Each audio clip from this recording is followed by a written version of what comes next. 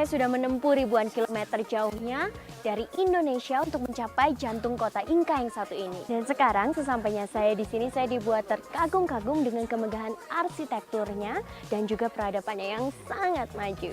Indonesia, Machu Picchu untuk Anda.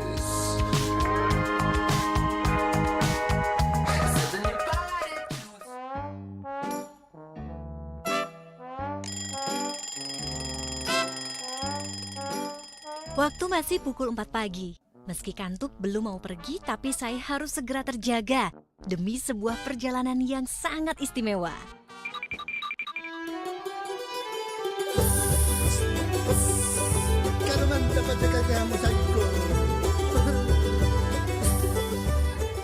Tiket ke Machu Picchu. Well, I'm ready to go.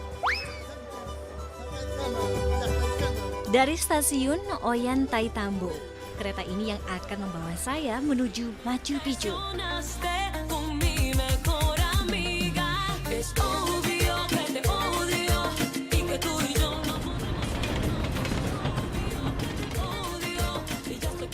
Perjalanan menyusuri Sungai Urubamba ini akan ditempuh selama 1,5 jam lamanya.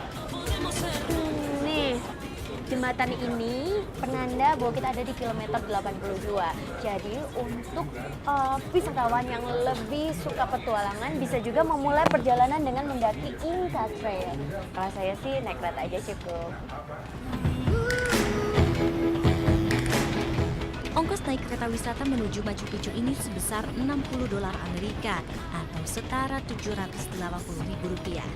Karena kereta yang saya tumpangi ini sepi, saya bebas bisa menikmati pemandangan dari berbagai tempat yang saya mau.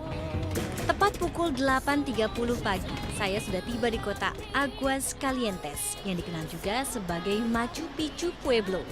Dari kota Aguas Calientes, perjalanan ke Machu Picchu masih harus dilanjutkan dengan bus wisata.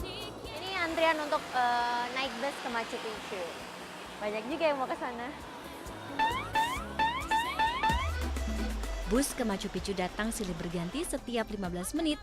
Selama 25 menit bus melintasi jalanan berliku dan menukik di ketinggian 2.400 meter.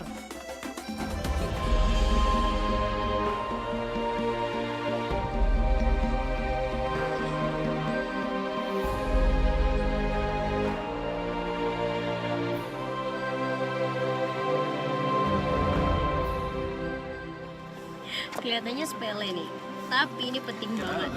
Jadi rapikan dan kuatkan ikatan tali sepatu karena kita akan banyak menanjak dan juga menurun. Let's go! Jalur ini dahulunya hanya dilalui oleh pendeta dan kaum bangsawan dari bangsa Inka. Indonesia! I don't give statements. Oh, okay. I'm glad to be here to see it. Pemandangan di atas ini begitu luar biasa. Saya seolah-olah tersihir dengan keelokan panorama yang selama ini hanya ada di dalam angan dan benak saya. Serasa tak sabar untuk mendekat, saya pun melanjutkan perjalanan melintasi gerbang utama kota suci Machu Picchu. Nah, saat musim panen, bahan makanan dibawa dari sana menuju pintu utama dan disimpan di sini di ruang penyimpanan.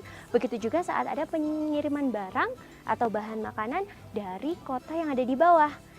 Sebuah kota yang direncanakan dengan sangat baik ya, jadi tidak perlu jauh-jauh menyimpan makanannya ke bawah sana. Pada abad ke-15, kota ini dibangun sebagai rumah peristirahatan musim panas bagi kaum penguasa Inka. Machu Picchu adalah wujud keahlian bangsa Inka dalam bidang arsitektur dan tata kota. Lebih dari 600 lahan pertanian berundak dan 170 jenis bangunan tertata rapi dalam kawasan yang tertutup pegunungan.